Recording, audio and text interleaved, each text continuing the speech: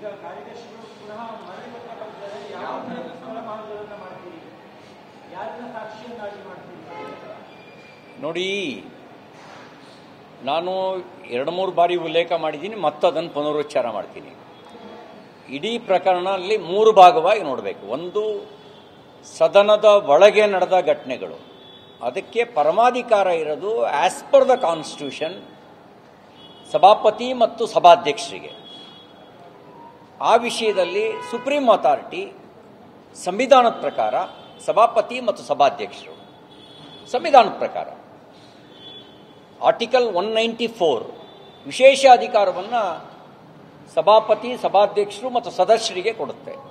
ಹಾಗಾಗಿ ಸಭಾಧ್ಯಕ್ಷರೇ ಆ ವಿಷಯದಲ್ಲಿ ನಿರ್ಣಯ ತೆಗೆದುಕೊಳ್ಬೇಕು, ಸಭಾಪತಿಗಳೇ ಆ ವಿಷಯದಲ್ಲಿ ಸೂಕ್ತ ನಿರ್ಣಯ ತಗೋಬೇಕು. ಸದನದ ಹೊರಗೆ ನಡೆದ ಘಟನೆಗಳು, ಒಂದು ಪೊಲೀಸ್ ಅಟ್ರಾಸಿಟಿ, ಇನ್ನೊಂದು ಗೂಂಡಾಗಳು ನನ್ನನ್ನು ಹತ್ಯೆಗೆ ಪ್ರಯತ್ನ ಮಾಡಿದ್ದು, ಇನ್ನೊಂದು ಪೊಲೀಸ್ ಸುಪಾರಿ ಕಿಲ್ಲರ್ ಥರ ವರ್ತನೆ ಮಾಡಿದ್ದು.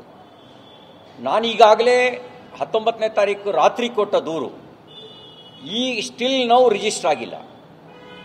ಈ ಗಳಿಗೆಗೂ ಅದು FIR ಆಗಿಲ್ಲ. ಈ ಗಳಿಗೆಗೂ ನಾನು COD ಒಬ್ಬರು ಅಧಿಕಾರಿ ಫೋನ್ ಮಾಡಿದ್ರು, ಸರ್ ನಿಮಗೆ ಯಾವ ಫೋನ್ ನಂಬರಿಗೆ ನೋಟಿಸ್ ಕಳಿಸ್ಬೇಕು ಅಂತ. ನಾನು ಯಾವ ಕೇಸ್ದು ಅಂತ ಕೇಳಿದೆ. 2 ಕೇಸ್ ಇದೆ ಸರ್ ಅಂದರು. ಒಂದು ಅನಾಮಧೇಯ ವ್ಯಕ್ತಿಗಳ ಮೇಲೆ ಮೊಕದ್ದಮೆ, ಇನ್ನೊಂದು ಶ್ರೀಮತಿ ಲಕ್ಷ್ಮೀ ಹೆಬ್ಬಾಳ್ಕರ್ ಅವರು ತಮ್ಮ ಮೇಲೆ ಕೊಟ್ಟಿರೋ ದೂರು ಅಂತ ಹೇಳಿದರು. ನಾನೊಂದು ದೂರು ಕೊಟ್ಟಿದ್ನಲ್ಲಿ ಏನಾಯಿತು ಅಂತ ಹೇಳಿದ್ರು. ನಮ್ಮ ಗಮನಕ್ಕೆ ಬಂದಿಲ್ಲ ಸರ್ ಅಂದರು.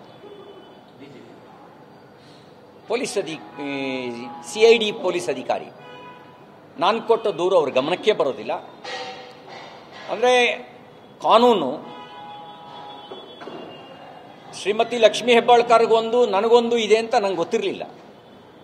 ಕಾನೂನು ಎಲ್ರಿಗೂ ಒಂದೇ ಅಂತ ಅಂದ್ಕೊಂಡಿದ್ದೆ. ಆದರೆ ಕಾಂಗ್ರೆಸ್ ಆಡಳಿತದಲ್ಲಿ ಕಾಂಗ್ರೆಸ್ಸಿಗರಿಗೊಂದು ಕಾನೂನು, ಕಾಂಗ್ರೆಸ್ಸೇತರರಿಗೆ ಇನ್ನೊಂದು ಕಾನೂನು ಅನ್ನೋದು ಇವರು ಮಾಡಿಕೊಂಡು ಸಂವಿಧಾನಕ್ಕೆ ಅಪಚಾರ ಬಗೀತಾ ಇದ್ದಾರೆ.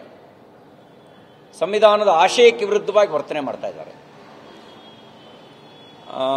DGP ಮತ್ತು IG ಅವ್ರನ್ನ ಭೇಟಿ ಮಾಡಲಿ, DGP ಆ್ಯಂಡ್ IG ಅವ್ರನ್ನ ಭೇಟಿ ಮಾಡ್ಲಿಕ್ಕೆ ಹೋದಾಗ ಅವರಿಗೂ ನಾನು ಹೇಳಿದೆ, 19ನೇ ತಾರೀಕು ನಾನೊಂದು ದೂರು ಕೊಟ್ಟಿದ್ದೀನಿ, ಏನಾಯ್ತು ಅದು ಅಂತ ಕೇಳಿದೆ.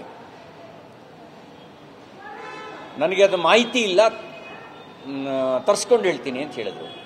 ಅಂದರೆ 20 ವರ್ಷ ಶಾಸಕನಾಗಿದ್ದವನು, ನೀವು ಇಷ್ಟೆಲ್ಲ ಮೀಡಿಯಾಕ್ಕೆ ತೋರಿಸಿದ್ದೀರಿ, ಮಂತ್ರಿಯಾಗಿ ಕೆಲಸ ಮಾಡಿದವನು, MLC ಇದ್ದೀನಿ, ನನ್ನ ಕೇಸಿನ ಬಗ್ಗೆಯೇ ಅವರಿಗೆ ಫಸ್ಟ್ ಹ್ಯಾಂಡ್ ಇನ್ಫಾರ್ಮೇಷನ್ ಇಲ್ಲ. ನಾವು ನಂಬಬೇಕು, ನಂಬಿ ಬಂದಿದ್ದೇನೆ.